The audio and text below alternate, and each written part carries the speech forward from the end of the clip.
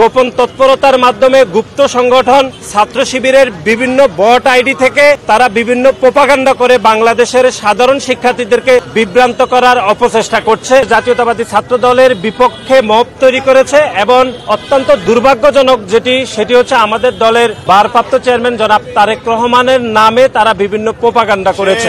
আপনারা জানেন যে গত এক সপ্তাহের মধ্যে বাংলাদেশে আরো কয়েকটি হত্যাকাণ্ড হয়েছে। বিশেষ করে খুলনাতে যুবদলের আমাদের একজন সহযোদ্ধাকে গুলি করে হত্যা করেছে এবং তার মৃত্যু নিশ্চিত করতে তার রগ কেটে দেওয়া হয়েছিল।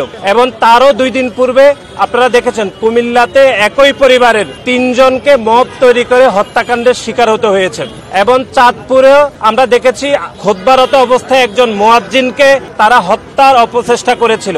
কিন্তু আপনি দেখবেন এই 4টি হত্যাকাণ্ড হয়েছে গত এক সপ্তাহে, কিন্তু 4টি হত্যাকাণ্ড নিয়ে কোনো শিক্ষার্থীদেরকে তারা বিভ্রান্ত করে নাই। শুধুমাত্র চকবাজারের হত্যাকাণ্ড নিয়ে তারা গোপন তৎপরতার মাধ্যমে গুপ্ত সংগঠন ছাত্র শিবিরের বিভিন্ন বট আইডি থেকে তারা বিভিন্ন প্রোপাগান্ডা করে বাংলাদেশের সাধারণ শিক্ষার্থীদেরকে বিভ্রান্ত করার অপচেষ্টা করছে। ওয়ালটন এখন দেশের সীমানা পেরিয়ে পৌঁছে গিয়েছে 50টিরও বেশি দেশে। ওয়ালটন, ঘরে ঘরে বিশ্বজুড়ে।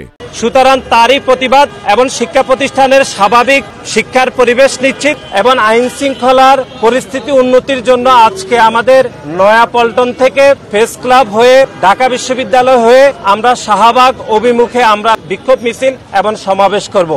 গত 1 বছরে কয়েকটি হত্যাকাণ্ড হয়েছে। বিশেষ করে ঢাকা বিশ্ববিদ্যালয়ে মানসিক ভারসাম্যহীন একজন ব্যক্তিকে ঢাকা বিশ্ববিদ্যালয়ের শিক্ষার্থীরা পিটিয়ে হত্যা করেছে। তার দায়িত্ব তো ঢাকা বিশ্ববিদ্যালয়ের মাননীয় উপাচার্য মাননীয় প্রক্টরকে নিতে হয়নি। আমরা দেখেছি ঢাকা বিশ্ববিদ্যালয়ের সংলগ্ন এলাকাতে ঢাকা বিশ্ববিদ্যালয়ের মেধাবী শিক্ষার্থী শাহরিয়ার আলম সাম্যকে হত্যা করা হয়েছে। তার দায়িত্ব তো ঢাকা বিশ্ববিদ্যালয়ের মাননীয় প্রক্টর মাননীয় উপাচার্য নেয়নি। এবং আপনি দেখেছেন যে বেসরকারি বিশ্ববিদ্যালয়ের শিক্ষার্থী পারভেজকে বৈষম্যবিরোধী ছাত্র আন্দোলনের কয়েকজন সন্ত্রাসী প্রকাশ্যে কুপিয়ে হত্যা করেছে। তার দায়িত্ব কিন্তু বৈষম্যবিরোধী ছাত্র আন্দোলনের নেতৃবৃন্দ নেয়নি। সুতরাং কোন হত্যাকাণ্ডের দায়িত্ব যেহেতু কোন শীর্ষ নেতাকে শীর্ষ অভিভাবককে নিতে হয়নি, কিন্তু আমরা দেখেছি চকবাজারের যে হত্যাকাণ্ড হয়েছে সে হত্যাকাণ্ডের দায়িত্ব রাজনৈতিক উদ্দেশ্য প্রণোদিতভাবে আমাদের দলের ভারপ্রাপ্ত চেয়ারম্যানকে অনিচ্ছাকৃতভাবে এবং রাজনৈতিক উদ্দেশ্য হাসিলের জন্য ওনাকে টেনে নেওয়া হয়েছে।